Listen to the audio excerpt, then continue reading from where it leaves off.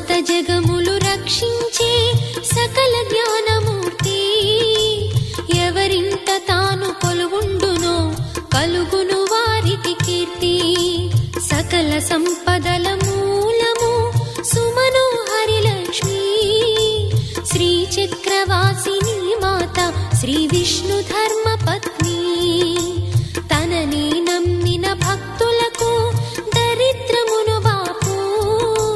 కొలిచెడి వనితల కొంగులలో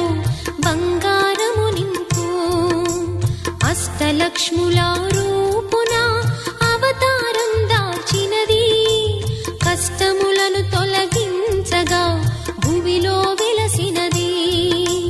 లక్ష్మీదేవి కథ శ్రీ లక్ష్మీదేవి కథ లక్ష్మీదేవి కథ